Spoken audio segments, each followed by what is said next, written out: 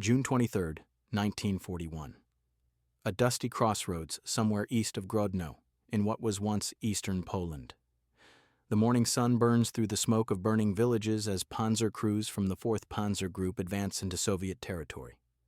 They have been trained to expect victory. Their officers have told them the Red Army is primitive, disorganized, corrupt. The war will be over by autumn.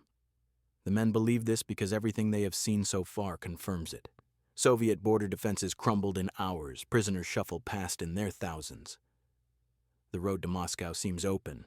Then, through the dust and the diesel smoke, something appears. A tank, low-slung, wide-tracked, moving fast across terrain that would bog down a German Mark III. The panzer commander raises his binoculars. The silhouette is wrong. The armor slopes at angles he has never seen before. His gunner is already traversing the turret, bringing their 37mm anti-tank gun to bear. He does not yet know that what he is looking at will change everything, that this crude-looking machine rolling toward him represents the greatest shock the Wehrmacht will receive in the entire war. That German tank crews will soon have a name for the feeling that grips them when they see this shape on the horizon. They will call it T-34 fever. The gunner fires a perfect hit. The armor-piercing shell strikes the glacis plate dead center. The crew watches through their optics, waiting for the kill.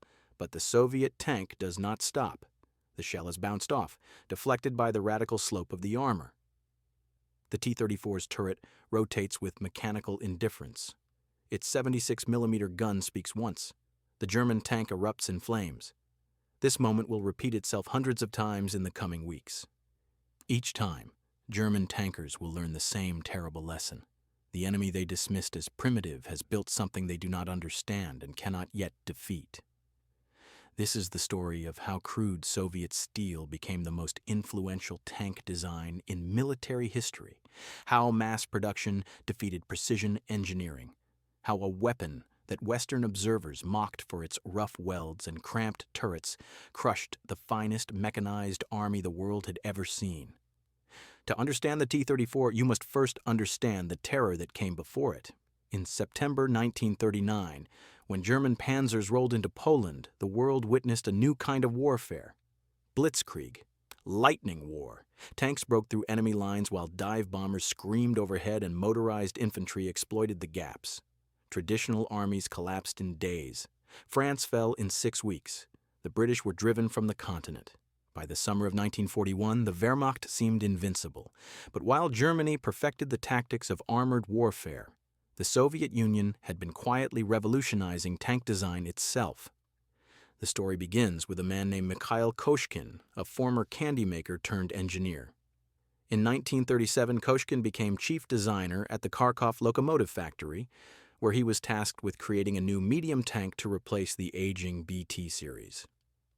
The requirements seemed straightforward. The Red Army wanted mobility, firepower, and protection. But Soviet military doctrine demanded something more. A tank that could be produced in vast numbers by workers with minimal training. A tank that could operate in the extremes of the Russian climate. A tank that could take punishment and keep fighting. Koshkin obsessed over every detail. He studied reports from the Spanish Civil War, where Soviet tanks had faced German anti-tank guns. He learned that vertical armor, no matter how thick, wasted weight and protection. Sloping the armor would make shells glance off rather than penetrate. He designed wide tracks to distribute weight across soft ground. He insisted on a diesel engine, not the gasoline engines favored by most armies. Diesel was less flammable, more fuel efficient, more reliable in extreme cold. The prototypes rolled out in early 1939. Koshkin personally drove 2 test vehicles from Kharkov to Moscow in the dead of winter, then all the way to Finland and back, covering nearly 3,000 kilometers to prove their reliability. He arrived with pneumonia. The disease would kill him within a year, but his tank had passed every test. In December 1939, the T-34 was approved for production. Soviet factories began building them in small numbers as war clouds gathered. By June 1941, when Operation Barbarossa began, fewer than 1,200 T-34s were scattered among Soviet armored units. Most tank crews still operated older models with inferior guns and armor. The Red Army was in the midst of a massive reorganization following Stalin's purges of the officer corps. doctrine was confused, training was inadequate, communications were primitive. The Germans knew all this. Their intelligence services had reported on Soviet weakness. Wehrmacht planners expected to destroy the Red Army in a series of giant encirclement battles near the border, then race to Moscow before winter. The plan seemed sound. The opening days of Barbarossa confirmed German superiority in tactics, training, and coordination. Entire Soviet armies were surrounded and destroyed.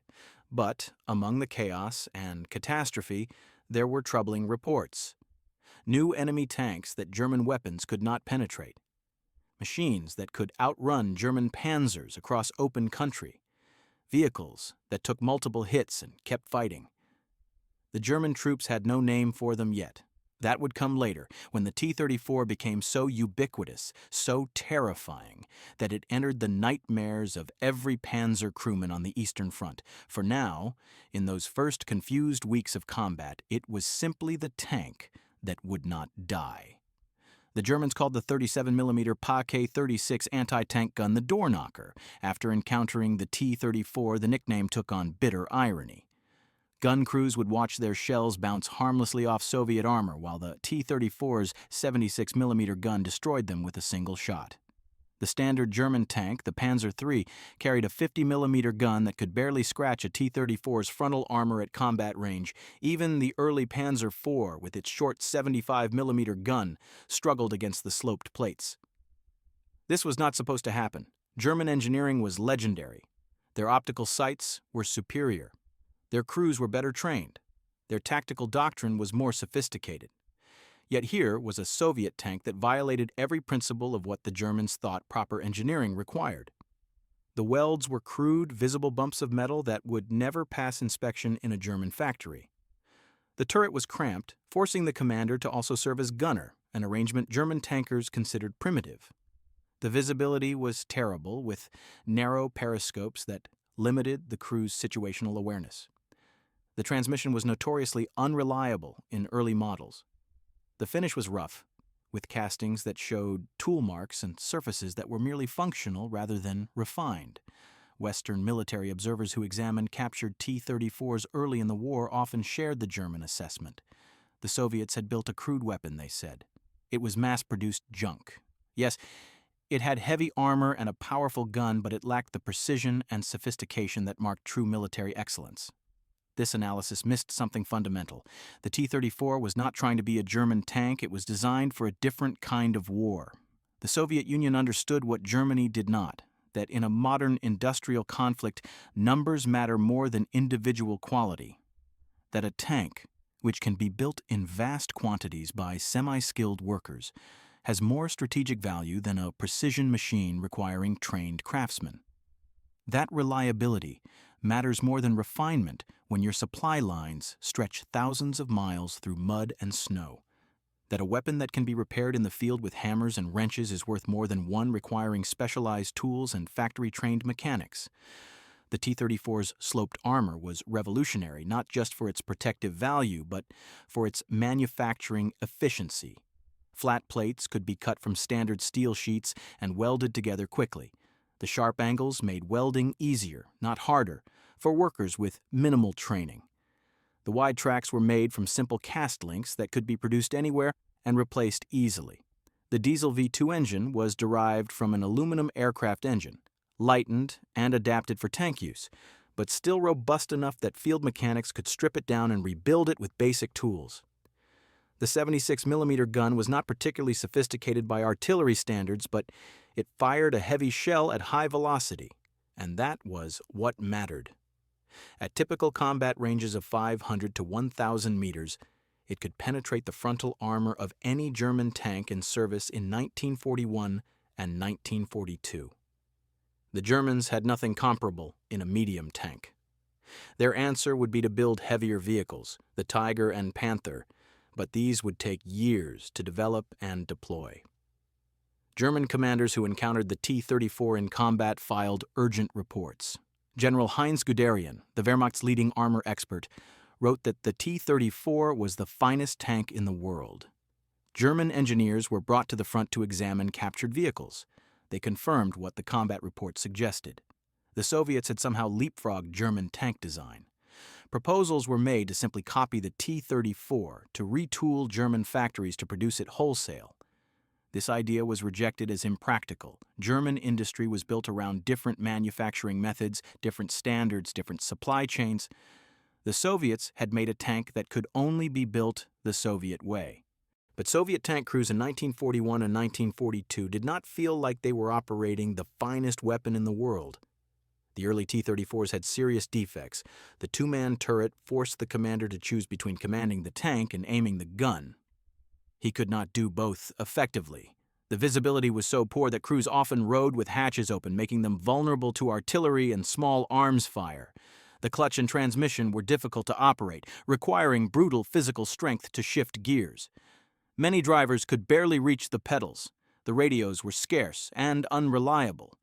Most tanks had to communicate with flags or by following the leader. German tactical superiority exploited these weaknesses ruthlessly. A well-trained panzer crew could outmaneuver a T-34, hitting it from the flanks or rear where the armor was thinner. German tanks operated in coordinated groups with effective radio communication, while Soviet tanks often fought as individuals. The T-34's poor optics meant German gunners usually saw their targets first. In the chaos of 1941, thousands of T-34s were destroyed or abandoned as Soviet armies collapsed under the German onslaught. Yet, the tank survived. Survived because Soviet factories, evacuated eastward ahead of the German advance, continued producing them in ever greater numbers. Survived because the design was simple enough that production quality could drop significantly and the tanks would still function. Survived because every loss could be replaced. Every destroyed vehicle matched by 2 more rolling-off assembly lines in the Urals. The Germans could not say the same. Every Panzer lost was a precision machine that took months to replace. Every destroyed Tiger was a strategic setback. The mathematics of attrition were working in the Soviet favor, and the Germans could not stop it. By late 1942, T-34 production reached 1,200 tanks per month. Factory workers, many of them women and teenagers, labored in brutal conditions to meet quotas. Quality control was minimal. Tanks rolled off the line with loose fittings, improperly aligned guns, leaking fuel tanks, but they rolled, and that was what mattered. Crews learned to accept their vehicles' quirks. They learned to fight with poor visibility by using movement and aggression to compensate. They learned to maintain their tanks with whatever tools they could find. They developed a grim affection for the machine that, despite all its flaws, could take extraordinary punishment. There are accounts of T-34s continuing to fight with massive damage. Tanks with half their road wheels blown off, limping forward on mangled tracks. Tanks with turrets jammed, using their main guns as fixed artillery. Tanks so shot up they looked like scrap metal, yet still mobile, still dangerous. German tankers learned to respect this durability. A T-34 was never truly dead until it was burning. The transformation of the T-34 from crude stopgap to war-winning weapon reached its culmination in the summer of 1943 at a place called Kursk. The Germans had assembled the largest armored force in history for Operation Citadel, intending to crush the Soviet salient in a massive pincer movement. They brought their newest weapons, Tiger and Panther tanks with thick armor and powerful guns.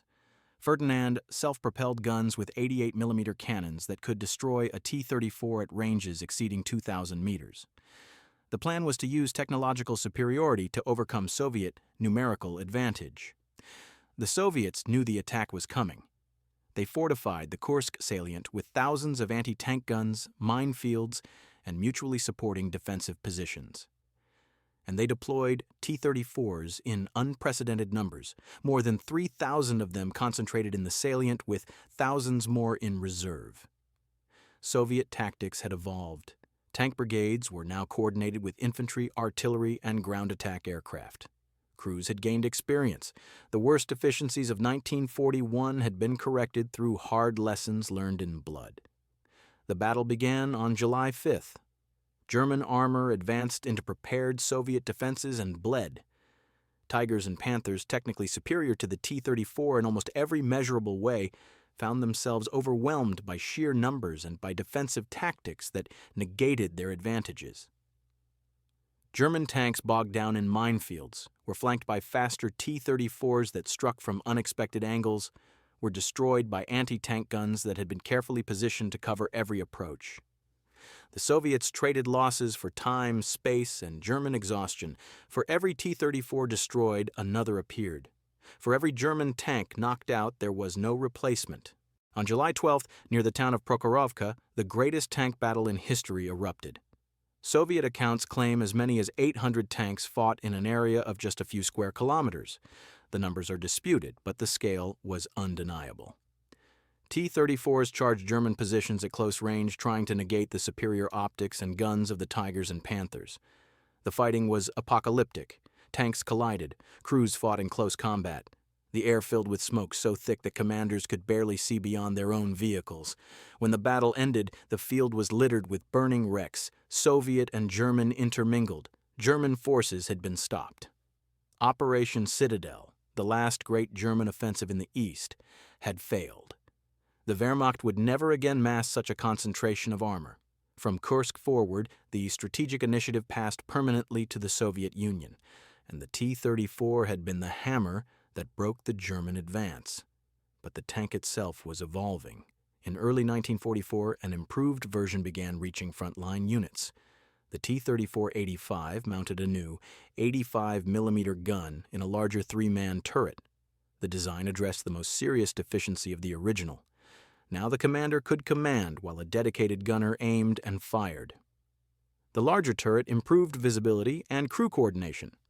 The more powerful gun could penetrate even Tiger armor at reasonable ranges.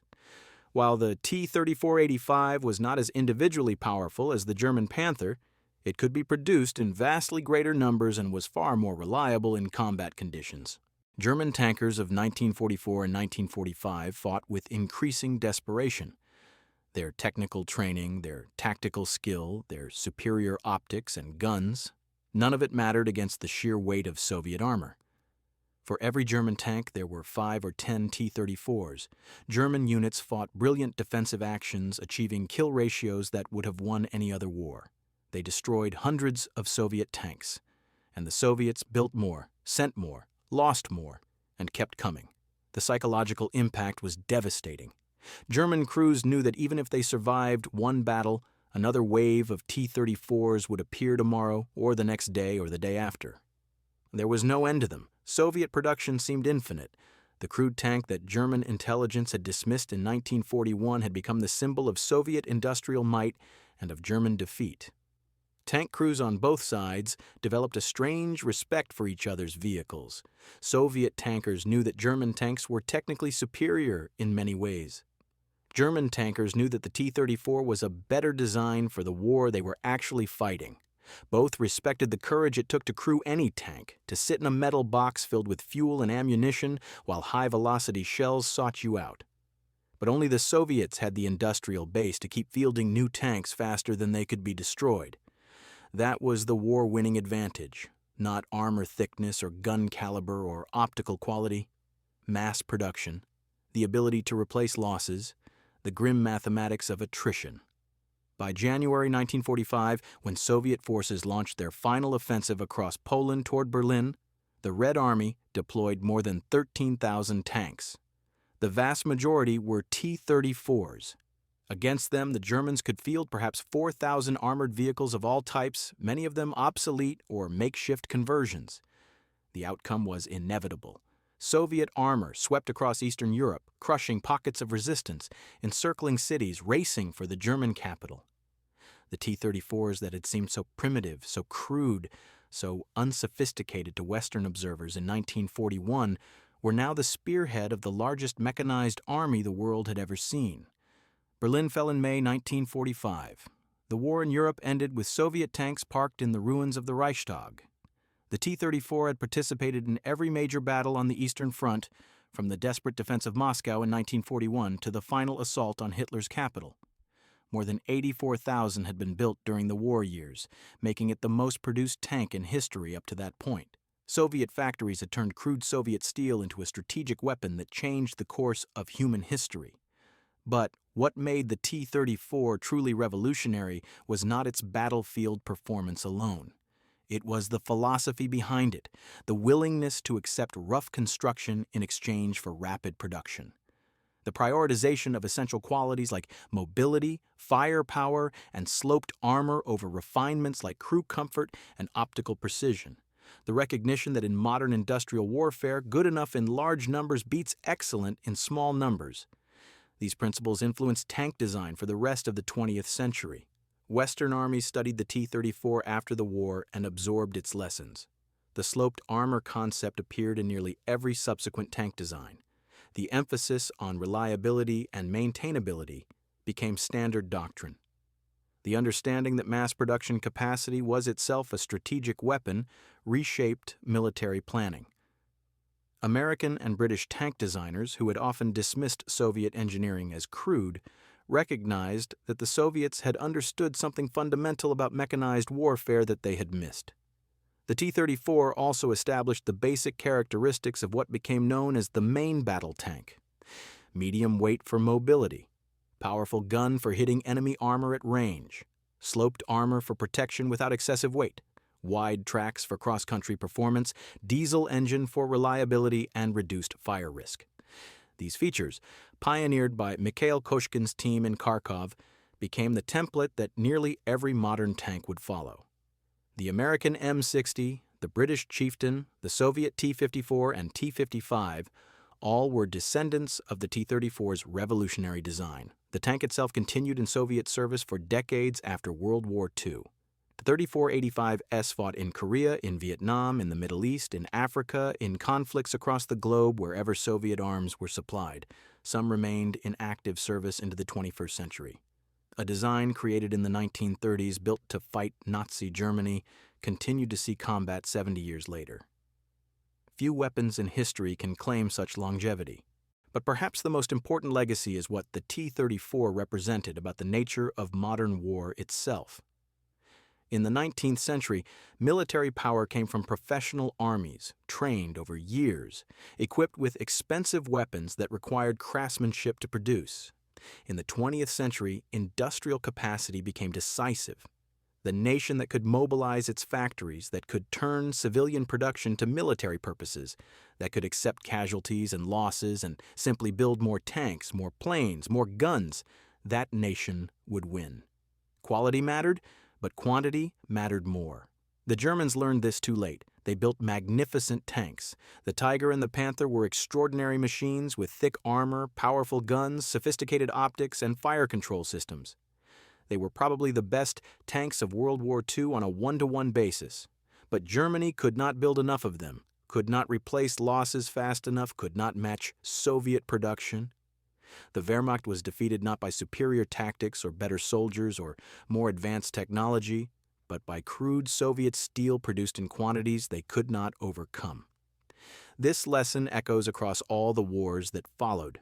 In Vietnam, American technological superiority could not overcome the logistics of supporting a war thousands of miles from home.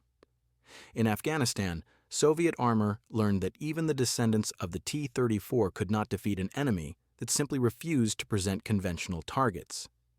Modern militaries still struggle with the balance between quality and quantity, between building small numbers of exquisite weapons and large numbers of good enough ones.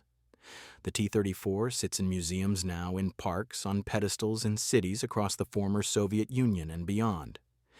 If you visit these memorials and look closely, you can still see the rough welds, the crude castings, all the evidence of hasty mass production that made Western observers dismiss it as primitive.